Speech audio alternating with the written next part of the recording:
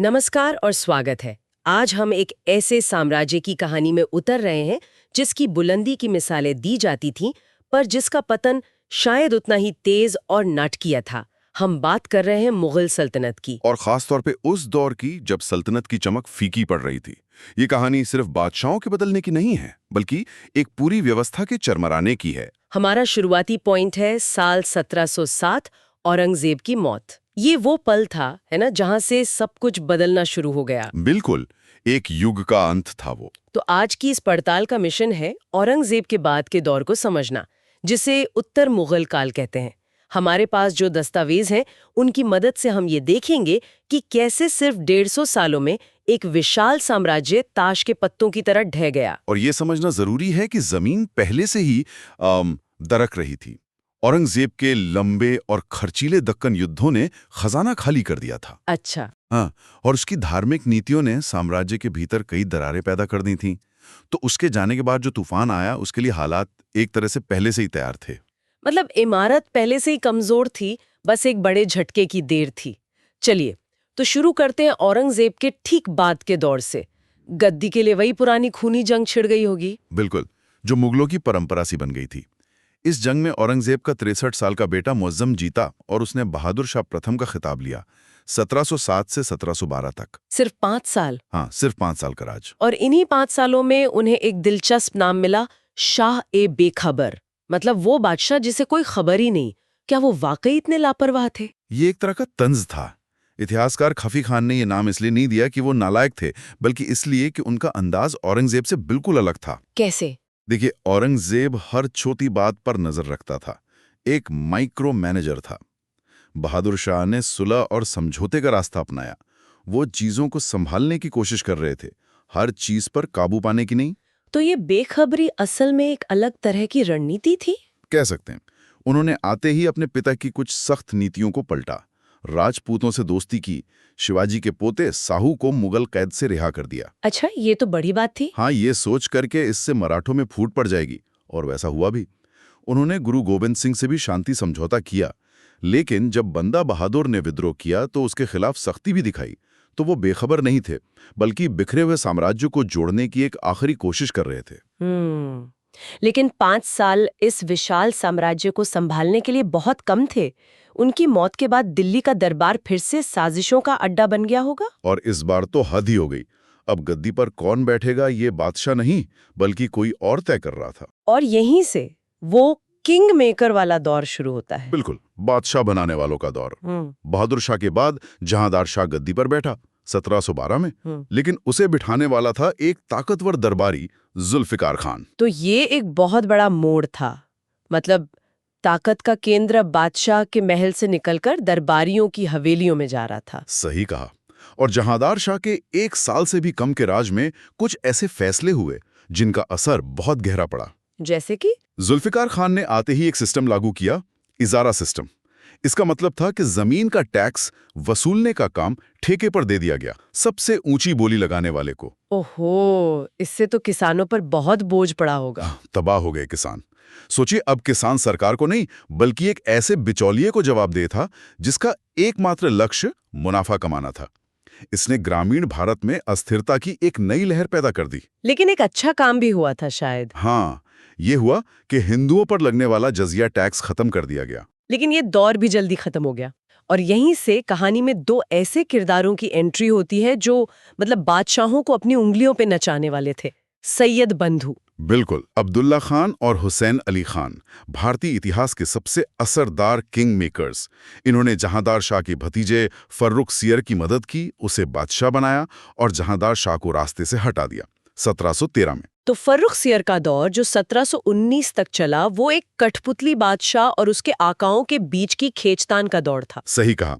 Farrukh share कमजोर था, लेकिन सैयद बंधुओं से छुटकारा भी पाना चाहता था। वो लगातार साजिशें करता, लेकिन खुलकर सामना करने की हिम्मत नहीं थी। इसी खींचतान के बीच कुछ बड़ी घटनाएं भी हुई। हाँ, 1716 में सिख नेता बंदा बहादुर को पकड़कर दिल्ली में बड़ी बेरहमी से मार दिया गया। लेकिन इसी कमजोर बादशाह ने एक ऐसा फैसला लिया जिसने हिंदुस्तान का भविष्य हमेशा के लिए बदल दिया। 1717 का वो मशहूर फरमान। हाँ, ये मुगल सल्तनत के ताबूत में शायद सबसे अहम कीलों में से एक था। ब्रिटिश ईस्ट इंडिया कंपनी को बंगाल में टैक्स फ्री व्यापार करने का शाही आदेश। ये सिर्फ एक व्यापारिक छूट नहीं थी, है ना? नहीं, बिल्कुल नहीं। ये वो कानूनी हथियार था जिसका इस्तेमाल अंग्रेजों ने अगले 40 सालों तक बंगाल की राजनीति में दखल देने और अंततः प्लासी की लड़ाई की नींव रखने के लिए किया। एक तरह से फर्रुखसियर ने अनजाने में अपनी ही सल्तनत के भविष्य की नीलामी कर दी थी। बिल्कुल। और विडम्बना देखिए, जो बादशाह इतना बड़ा फैसला ले रहा था वो अपनी गद्दी भी नहीं बचा पाया। जब सैयद बंधुओं को लगा कि फर्रुखसियर उनके काबू से बाहर हो रहा है तो 1719 में उन्होंने उसे गद्दी से उतरवाया, अंधा किया और फिर मरवा डाला। ये तो पहली बार हुआ होगा मुगल इतिहास में। पहली बार कि किसी बादशाह को उसके ही दरबारियों ने कत्ल किया हो। इसने बादशाह के पद की पूरी इज्जत ही खत्म कर दी। और इसके बाद जो हुआ वो तो एक तमाशा ही था। तमाशा ही था। 1719 के एक ही साल में सैयद बंधुओं ने 2 और शहजादों को गद्दी पर बिठाया। रफ़ीउद्दर्जात और रफ़ीउद्दौला दोनों कुछ ही महीनों में टीबी से मर गए। ये दिखाता है कि बादशाह अब सिर्फ एक मोहरा था। इस पूरी उथल-पुथल के बाद एक ऐसा बादशाह आया जो लंबे समय तक टिका, मोहम्मद शाह, 1719 से 1748 तक। लेकिन इतिहास उसे रंगीला के नाम से ज्यादा जानता है। रंगीला क्योंकि उसे सल्तनत चलाने से ज्यादा दिलचस्पी नाच गाने, कला और शायरी में थी। उसका दरबार कलाकारों से भरा रहता था, पर साम्राज्य की सरहदें लगातार सिकुड़ रही थी। तो उसके लंबे राज में साम्राज्य और भी ज्यादा बिखर गया। हाँ, शुरुआत में उसने दरबार के दूसरे गुटों की मदद से सैयद बंधुओं से तो छुटकारा पा लिया, लेकिन वो इस मौके का फायदा उठाकर अपनी ताकत मजबूत नहीं कर पाया। तो नतीजा क्या हुआ? नतीजा ये हुआ कि बड़े-बड़े सूबेदार अब सिर्फ नाम के लिए दिल्ली के अधीन थे। निजामुल मुल्क ने दक्कन में हैदराबाद की अपनी सल्तनत बना ली। सादत खान ने अवध में और मुर्शिद कुली खान ने बंगाल में अपनी अपनी हुकूमतें लगभग आज़ाद कर लीं। मुगल साम्राज्य अब दिल्ली के आसपास सिमट रहा था। और दिल्ली में जो ये सत्ता का शून्य पैदा हुआ, ये एक तरह से बाहरी हमलावरों के लिए खुला निमंत्रण था। आपने बिल्कुल सही नस पकड़ी है। जब घर कमजोर होता है तो बाहर वाले हमला करते ही हैं। 1739 में फारस के शासक नादिर शाह ने यही किया। उसे पता था कि दिल्ली की सल्तनत अंदर से खोखली हो चुकी है। हाँ, उसने हमला किया और करनाल की लड़ाई में मुगल फौज को बहुत आसानी से हरा दिया। और उसके बाद दिल्ली की वो मशहूर लूट। वो सिर्फ लूट नहीं थी, वो मुगल साम्राज्य की आत्मा पर हमला था। नादिर शाह ने दिल्ली में कत्लेआम मचाया और बेशुमार दौलत लूट कर ले गया। और वो 2 सबसे कीमती चीजें भी। हाँ, 2 ऐसी चीजें जो मुगल शान का प्रतीक थीं, कोहे-नून हीरा और शाहजहां का बनवाया हुआ मयूर सिंहासन यानी तख्ते ताउस। इस हमले ने मुगल सल्तनत की कमर तोड़ दी। पैसा भी गया और इज्जत भी। नादिर शाह के हमले के बाद तो पतन की रफ्तार और भी तेज हो गई होगी। अब ये एक फ्री फॉल था। मोहम्मद शाह के बाद आया अहमद शाह 1748 से 54 तक। इसके दौर में नादिर शाह का ही एक सेनापति अहमद शाह अब्दाली अफगानिस्तान से हमले करने लगा। मतलब अब हमले आम बात हो गए थे। बिल्कुल। अहमद शाह के बाद आलमगीर द्वितीय 1754 से 59। और मुगल सल्तनत की किस्मत अब सिर्फ दिल्ली में तय नहीं हो रही थी। 1757 में जब आलमगीर द्वितीय दिल्ली में था, तब पूरब में बंगाल के प्लासी में भारत का भविष्य एक अलग ही दिशा में मोड़ा जा रहा था। सही बात है। अंग्रेजों ने प्लासी की लड़ाई जीती और भारत में एक ऐसी ताकत बनकर उभरे जिसे कोई रोक नहीं सका। तो अब साम्राज्य 2 पार्टों के बीच पिस रहा था, पश्चिम से अब्दाली और पूरब से अंग्रेज। इसके बाद शाह आलम द्वितीय का लंबा और शायद सबसे दुखद दौर आता है। बहुत लंबा, 1759 से 1806 तक। नाम था शाह आलम यानी दुनिया का बादशाह, पर हकीकत ये थी कि हुकूमत दिल्ली की दीवारों के बाहर भी नहीं चलती थी। उनके दौर में पानीपत की तीसरी लड़ाई हुई। हाँ, 1761 में, जिसमें अब्दाली ने मराठों को हराया। फिर 1764 में बक्सर की लड़ाई, उसमें वो खुद अवध और बंगाल के नवाबों के साथ मिलकर अंग्रेजों से लड़े और बुरी तरह हार गए। और इसी हार ने मुगल बादशाह को बादशाह से पेंशनर बना दिया। सही शब्द है। 1765 की इलाहाबाद की संधि के तहत शाह आलम द्वितीय को बंगाल, बिहार और उड़ीसा का टैक्स वसूलने का अधिकार, जिसे दीवानी कहते हैं, ईस्ट इंडिया कंपनी को देना पड़ा। और बदले में कंपनी ने उसे सालाना पेंशन देना तय किया। सोचिए, हिंदुस्तान का बादशाह अब अपनी ही जमीन पर अंग्रेजों की दी हुई पेंशन पर जी रहा था। क्या हालत हो गई थी। और तो और, वो कई साल दिल्ली से दूर इलाहाबाद में अंग्रेजों के कैदी की तरह रहा। बाद में मराठों की मदद से दिल्ली वापस आया। जो दिखाता है कि वो अपनी राजधानी में रहने के लिए भी दूसरों पर निर्भर था। हाँ। और अब हम कहानी के बिल्कुल आखिरी पन्ने पर हैं, वो बादशाह जो सिर्फ नाम के थे। हाँ। शाह आलम के बाद अकबर द्वितीय आया 1806 से 1837। उसकी सल्तनत तो बस लाल किले के अंदर चलती थी। वो पूरी तरह अंग्रेजों पर निर्भर था। उसने ही समाज सुधारक राममोहन रॉय को राजा की उपाधि देकर अपनी पेंशन बढ़वाने की अर्जी के साथ लंदन भेजा था। और फिर आते हैं आखिरी मुगल बादशाह बहादुर शाह द्वितीय जफर। बहादुर शाह जफर 1837 से 1857। वो बादशाह से कहीं बेहतर एक शायर थे। उनका दर्द उनकी शायरी में साफ झलकता है। 1857 में जब आज़ादी की पहली लड़ाई शुरू हुई तो मेरठ से आए सिपाहियों ने इस बूढ़े और शक्तिहीन बादशाह को ही अपना नेता घोषित कर दिया। ये उनके लिए बहुत मुश्किल फैसला रहा होगा।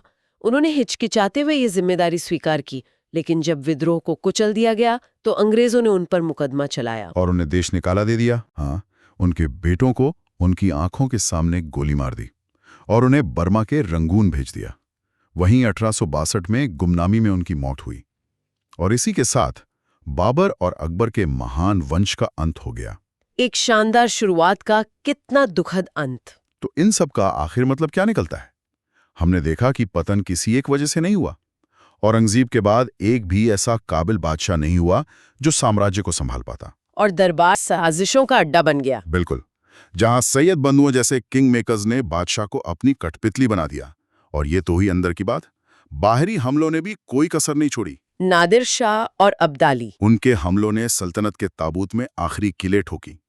इसी बीच बंगाल, अवध, हैदराबाद जैसे सूबे आजाद हो गए और इन सब के ऊपर मराठों और फिर आखिर में अंग्रेजों जैसी नई ज्यादा ताकतवर शक्तियों ने खाली हो रही जगह को भर दिया। साम्राज्य अंदर से खोखला था और बाहर से उसे लगातार चोटें लग रही थीं। ये कहानी हमें सोचने पर मजबूर करती है कि कैसे एक वक्त का सबसे ताकतवर साम्राज्य, जिसकी दौलत की दुनिया दीवानी थी, सिर्फ 150 साल में बिखर गया। ये एक जटिल प्रक्रिया थी जिसमें कई गलतियां, कई कमजोरियां और बदलते वक्त की चुनौतियां एक साथ शामिल थीं। आज की इस पड़ताल को खत्म करते हुए एक सवाल सोचना जरूरी है। क्या महान साम्राज्यों का पतन सिर्फ कमजोर शासकों के आने से होता है, या फिर ये उन गहरी संरचनात्मक कमजोरियों का नतीजा है, जैसे आर्थिक संकट या एक पुराना पड़ चुका प्रशासनिक ढांचा, जिन्हें अक्सर ताकत और शानो शौकत के शिखर पर नजरअंदाज कर दिया जाता है? इस पर जरूर सोचिएगा।